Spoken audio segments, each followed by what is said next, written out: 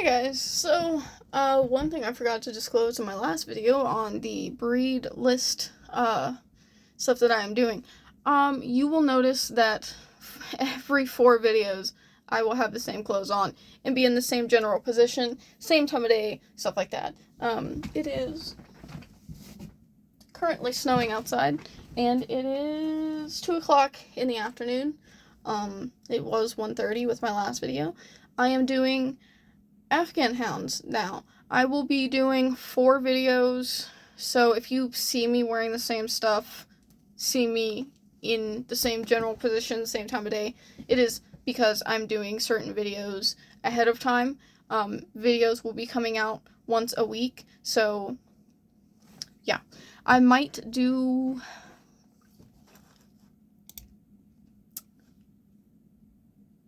So I might just do these 2 breeds, and then I'll go on to the 4 times a week. I'm trying to keep things even. I might even do 6 videos today. They don't take that long to do, but you never know. So yeah, either you'll get 2 of these where I'm in my thermal, or you'll get 6 of these where I'm in my thermal doing different breeds of dogs. Anyways, we're back for our breed lists that I'm doing. This is a new series that I'm starting. Don't forget to like and subscribe. We're trying to get to 100 subscribers before the end of the month. This will be the 2nd video for the month, so you'll be seeing this come out on the 26th. So, the Afghan Hound, obviously it's within the Hound group. It is a sight hound breed. They are independent and sweet. The average size and life expectancy of the breed, they tend to stand between 25 and 27 inches tall at the shoulder, 50 to 60 pounds, and they have a life expectancy of 12 to 18 years. These are running dogs. I'm already going to say I know a little bit about them. They need good recall, and they probably should not be left to run outside of protective areas, such as areas like tracks or fenced-in areas. I can already tell they're going to be very energetic, though they're going to need to run. So, family life. Under breed traits and characteristics, we've got a dog that is a 3 out of 5 on the affectionate with family scale. They're not lovey-dovey and they're not highly independent, but they are moderately independent with some affection thrown in there. They're moderately affectionate. Good with children, good with young children. They're a 3 out of 5, and good with other dogs. They're also a 3 out of 5. Since I went through the levels 1 through 5 in the last video, I'm not going to be explaining what is 1 and what is 5. I'm just going to give you my general what the site says. Shedding level. They are a 1 out of 5, so they don't shed very much. Coat grooming frequency. Despite them not shedding as often, they require almost daily grooming. They are a 4 out of 5 on that scale. Drooling level. Less likely to drool. They're a 1 out of 5 on that scale. Coat type. They have a silky, very soft, smooth, silky coat. And it is a long coat. They only come in long coat. If you have a short coat one, it is off-breed standard. Openness to strangers. They are a 3 out of 5. They're not really that open to strangers, but they're not entirely reserved either. They'll be friendly if they feel like it, and it's okay to be a little bit more reserved. That's how I am with most people. Playfulness level, they're a 3 out of 5. They don't want to play all the time, but they will run, they will play.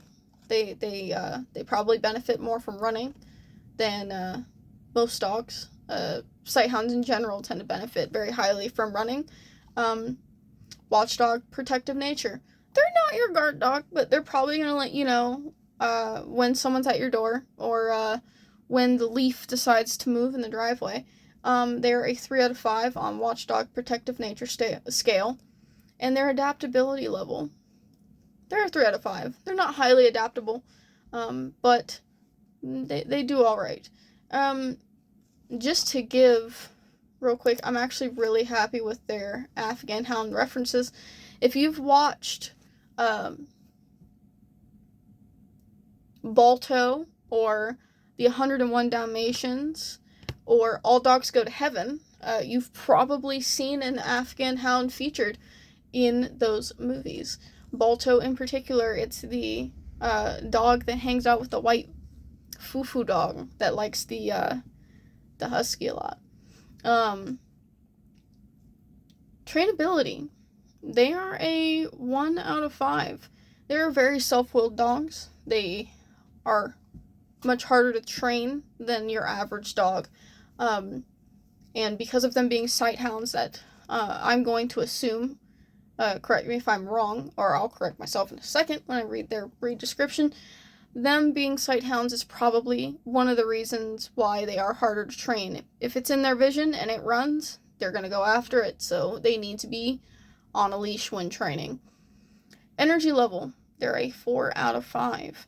So they are not the highest energy, but they are up there in energy requirements. They need plenty of exercise.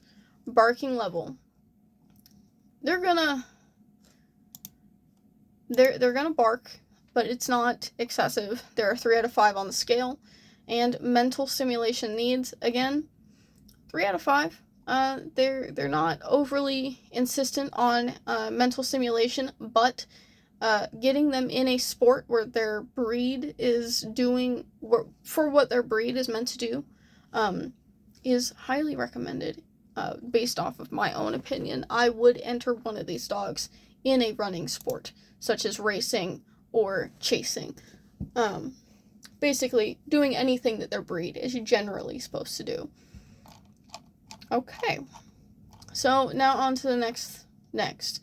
I will link full standards in all of these videos, but I'm not gonna read the full standard. The full standard is long as shit. Popularity ranking, and recognition. They were recognized by the AKC in 1926. Their popularity is 110th place out of 202 breeds. So they're right there in the middle in popularity. I wouldn't say they're extremely common. In fact, I never see them when I go out. I think I've maybe seen an Afghan Hound once in my life, and that was like 4 years ago. So that should give you an idea of how generally popular they are. Colors and markings. Colors, they come in black, black and tan, black and silver, blue, blue and cream, cream, red, silver, and white. Their color markings: black mask, brindle, brindle black mask, brindle domino, I don't know what the hell that is, and domino. We're going to look up brindle domino and domino, because I don't even know what the hell domino is in a breed color. Got really dark. Alexa, master bedroom light 100%.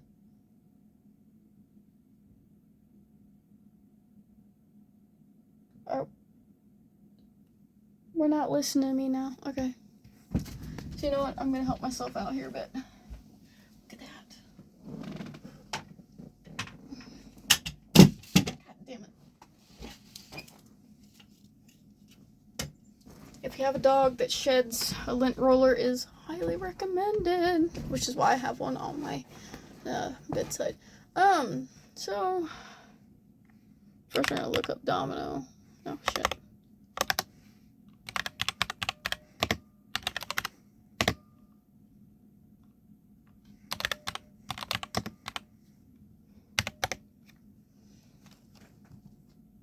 Oh. So it's like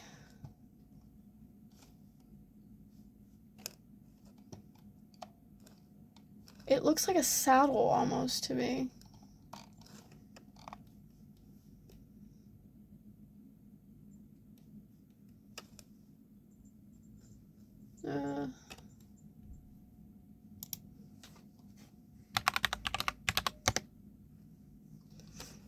Okay. So it's It looks to me kind of like a saddle type. Then again,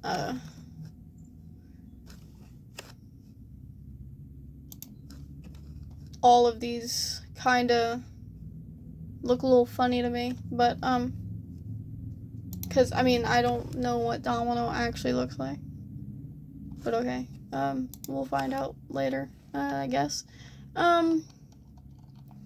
Back to the breed. So, about the breed. Amongst the most eye-catching of all dogs, I call them the celebrity dog. They look like runway models. The Afghan Hound is an aloof and dignified aristocrat of sublime beauty. It's one hell of a way to describe these dogs. That's why a lot of people call them the runway model of dogs. They're just got the hair. It's all down here. It's beautiful. There you go. That's my impersonation of a runway model, and I suck at it, especially with this fucking pimple on my face. Despite his regal appearance, the Afghan can exhibit an endearing streak of silliness and profound loyalty.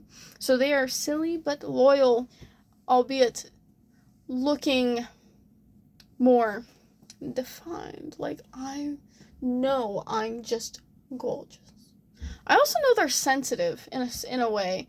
They don't take kindly to harsh punishments. They tend to shut down, from what I've heard. They don't really like punishment, period, when training, so they're best with a more soft approach, as far as I know. Since ancient times, Afghan hounds have been famous for their elegant beauty, but the thick, silky flowing coat that is the breed's crowning glory isn't just for show. It served as protection from the harsh climate in mountainous regions where Afghans originally earned their keep. Beneath the Afghan's glamorous exterior is a powerful, agile hound, standing as high as 27 inches at the shoulder, built for a long day's hunt. Their huge paw pads acted as shock absorbers on their homeland's punishing terrain. The Afghan Hound is a special breed for special people. A breed expert writes, "It's not the breed for all would-be dog owners, but where the dog and the owner combination is right, no animal can equal the Afghan Hound as a pet." 1 second. Go lay down, sir. Go. No, you're not going downstairs by yourself. Have you seen a set of pale pink sheets? Absolutely not. Probably check the basement. That's where I saw sheets at last time. They weren't washed. Okay. They're sitting in front of the washer that I know of. Okay. Check by the dryer, too. Mm-hmm. All that snow outside. It doesn't look like a lot, but we just had like 6 inches, so... And it melted. All of it melted yesterday. And it's back again, so... Ew, that fucking pimple on my face is gross. Anyways, let's get back to it. Yeah, if you didn't get by the name, these dogs are from Afghanistan, so, what to expect when caring for an Afghan hound? Health. Sight hounds such as Afghans have naturally low stores of body fat, so they tend to be sensitive to anesthesia. Breed experts recommend seeking out a sight hound savvy veterinarian for surgical procedures. Like other deep-chested types of dogs, Afghan hounds can experience bloat, a sudden and life-threatening swelling of the abdomen, and owners should educate themselves about its symptoms and what to do should bloat occur. So they do have some serious health problems that they are prone to, primarily bloat, and the fact that they are sensitive to anesthesia. These are not heavy-set dogs. They're not... How do I compare? Put a German Shepherd next to an Afghan. Shoot, even put a Malinois next to an Afghan. Afghans are just thin dogs. They are not huge. They don't have a lot of fat on them. So they're gonna be a little more sensitive to anesthesia than most breeds would be that have a average body fat score. Recommended health tests from the National Breed Club include hip evaluation, as with any larger breed, thyroid evaluation, and ophthalmologist evaluations. You know, I feel dumb and I don't even remember what ophthalmologists do. This is bad.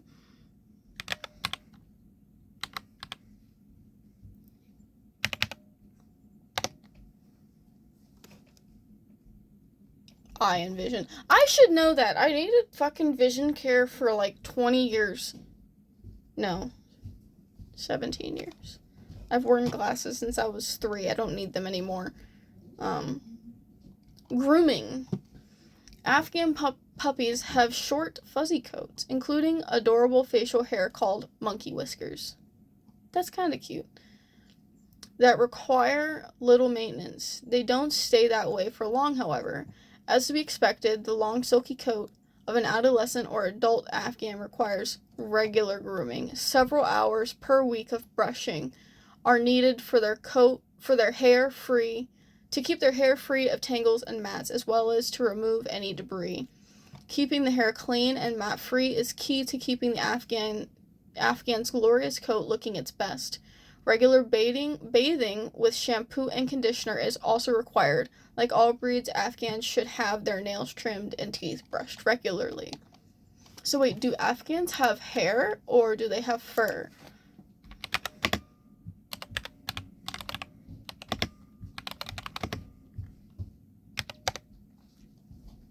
Oh, they have both. They have hair, long hair that is silky on most of their body, but they have short, glossy fur on the back, face, and front of the legs.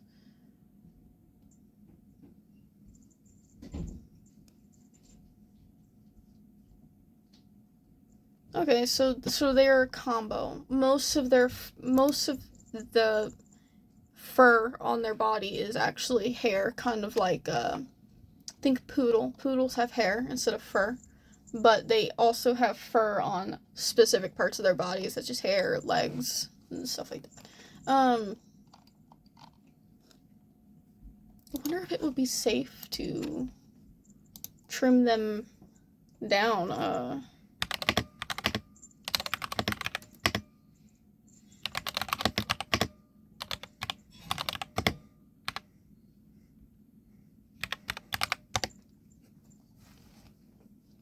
Okay, so here's the other thing. Okay, that just made it darker. Or is it because of the screen I'm on? It's because of the screen I'm on. I don't have a light over here. It is generally safe to shave an Afghan Hound for easier maintenance, especially in hot climates. But you should never shave them down to the skin to avoid sunburn, bug bites, and potential coat regrowth issues.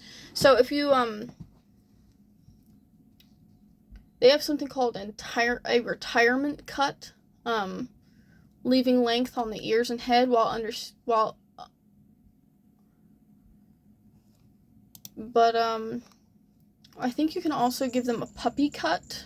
I'm not entirely sure. Again, breeders, owners, let me know, because I'm just going based off of my own research and what I'm seeing and reading. I have no formal experience or grooming experience with these dogs. So take what my opinions are as just that. They are opinions. I need, obviously, backup for them. What I go off of online generally is safe. However, everything online could use critique sometimes. So take what I say about grooming needs, unless it is specifically on the AKC website, with a grain of salt. Google makes mistakes. Exercise requirements. Because Afghans are sight hounds bred to hunt and chase prey by sight, they will have a strong instinct to run off in pursuit of perceived prey. Walking off leash is not advisable. Short walks do not provide enough exercise for this athletic breed, and some owners take their leashed Afghans on long runs once they reach maturity. Ideally, an Afghan Hound should have the opportunity to run full out several times a week in a large enclosed area. Afghans are tall, lean, and strong, which makes them excellent jumpers, so their exercise area must have a high, secure fence. Now, is it recommended to let them run off leash in an open area that is not secured? No. However, as with any dog, I found this out with my hound. My hound is a scent hound. Scent hounds have a similar problem. Once they get on the scent of something, they're gone. However, I've proven with him, you can teach these dogs recall. You can also teach sight hounds or sight-heavy dogs that lock on to things good recall. It is important to start early. It is important to do it properly. And you should never let these dogs off leash or let them walk off leash with you if you don't have reliable, safe, stable recall and obedience training. It is just, nope. Training. This is where that early training is important. Afghans are independent, dignified, and aloof in general, but they are affectionate and extremely loyal to humans they have bonded with. This loyalty can make it difficult for an adult Afghan to adjust to a new home. On the other hand, it can make them fairly easy to house train because they want to please their owners. Unless obedience or agility competition is a goal, teaching basic commands such as come, sit, and stay is generally sufficient. Afghan Hound owners are often quick to point out that no amount of training will overcome the breed's hunting instinct to break off on a full-speed chase.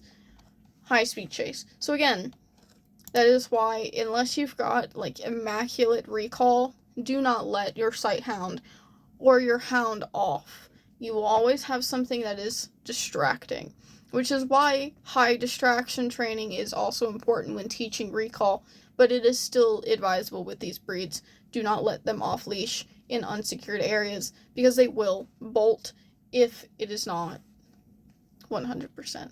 Which, this is where e-collars come in. Even the vibration tone, because these dogs, I'm just making assumptions here. I use an e-collar personally. I usually only have to use it on a low level, or the vibration/tone functions are also sufficient. If he's got a sound in his ear, he's usually going to break. If he's got vibration, which is actually set to 64, it doesn't hurt. It's like a very strong massage on your neck. Doesn't hurt, but it's noticeable. Put a massage gun lightly, or just go get one of the collars, honestly, and put it on your neck. It's not. And low level is when you feel think when you're brushing your hair, if your hair is really staticky. Low level static function is kind of like you get the static from a blanket when you're pulling it out of a dryer, or your hair's really staticky when you're brushing it.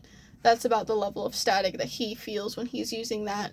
Again, these dogs don't respond well to high levels of correction, so you will have to work around training in that sense. Lighter corrections tend to suffice with this breed, as far as I'm aware.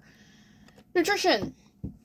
The Afghan Hound should do well on a high-quality dog food, whether commercially manufactured or home-prepared, with your veterinarian's supervision and approval. Any diet should be appropriate to the dog's age. As sight hounds, Afghan Hounds have naturally svelte, S-V-E-L-T-E, physiques, and their protruding hip bones are a unique breed characteristic, not a sign of being underweight.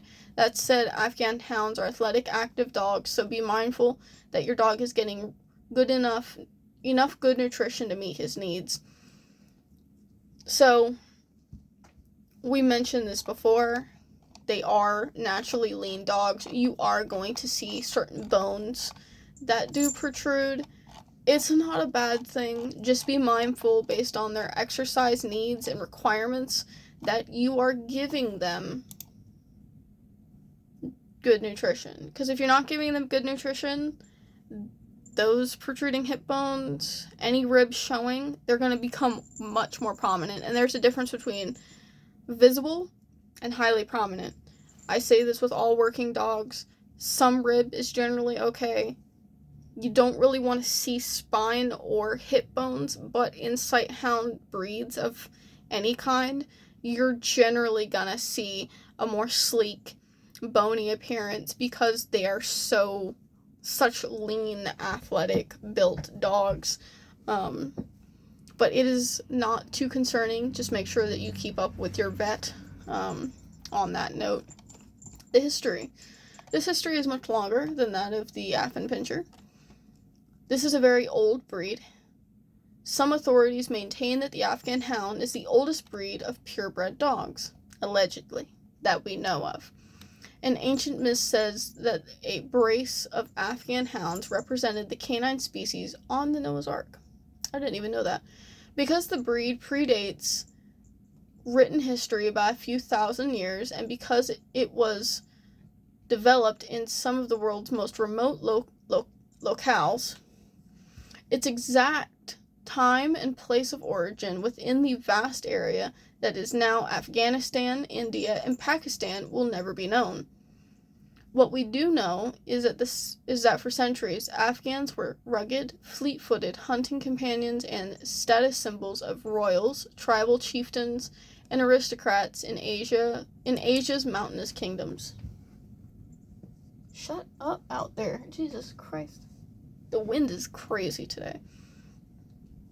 Afghan hounds belong to the subcategory of hound breeds known as sight hounds, dogs who rely on their panoramic vision and explosive speed to spot and pursue their prey, a fixture of Eastern culture since the dawn of civilization. The Afghan Hound didn't make its entrance on the stage of Western history until the late 1800s. So old, but not really exposed to us until much, much later. It was then that English officers returning from the British Empire's farthest corners introduced the breed to Europe. By the early 1900s, the Afghan was a preferred breed of British gentry. The AKC registered its first of the breed in 1927. Jesus Christ, I can't read today.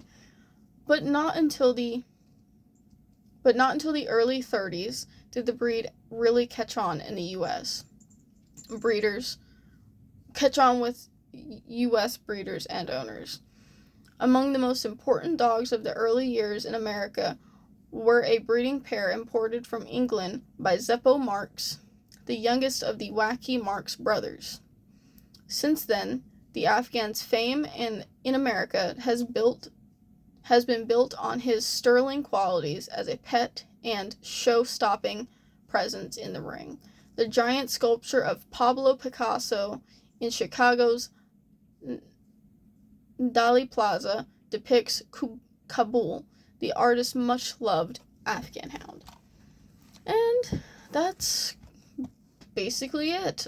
Pablo Picasso owned an Afghan hound named Kabul. His 1962 painting, Femme à Chien, I think? There's even a question mark. Features an Afghan hound. It was sold for more than $10 million in 2012. The Afghan hound's popularity soared when Mattel's Barbie doll and Beauty, her pet Afghan hound, found their way into the homes and hearts of countless American girls. So you can thank Barbie for their popularity shooting off at some point. Snuppy, an Afghan hound, became the first clone dog in 2005. Scientists in South Korea used skin cells from a 3-year-old Afghan hound in the process, which involved 123 surrogate mothers. So in 2005, an Afghan hound was the first breed to be cloned.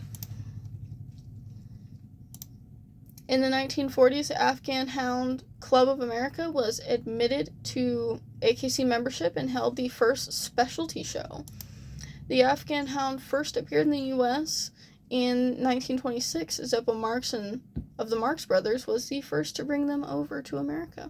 Afghan Hounds won Best in Show at Westminster in 1957 and 1983. And that will sum up the Afghan Hound. That is the Afghan Hound. Again, I will be doing more of these. I will be pre-recording a lot of them. So I'm probably pre-recording them in like a couple days span. Gives me time to do other content for you guys. So if anything does change regarding the breed, anything new pops up regarding breed stuff already covered, obviously will, if it comes out before the video is uploaded and I don't catch it, it is what it is, but I will try to do more informative, corrective videos later on to go over things that have changed amongst certain dog breeds. But again, that being said, you guys will be seeing these videos come out once a week. This is a new series. If you like it, please like and subscribe. And you guys have really been helping me out and supporting me, and I love that. We have 95 subscribers. As I've said before, I'm trying to get up to 100 before January. So, yeah, you guys subscribing really helps me out. I'm no expert, but this series is meant to help me learn along with you guys, and I'm trying to get more familiar with certain things, especially with training. New training methods are coming out all the time, so I'm constantly exploring them and giving critique. I will likely also be doing a training series at some point. You'll probably see those once a month, maybe, but I have no guarantees on those right now. I'm focusing more on this series, getting it started, and if I have free time in between these, I will definitely do a second series that is more in-depth, that will be done once or twice a month. But anyways, you guys have a great one. Bye.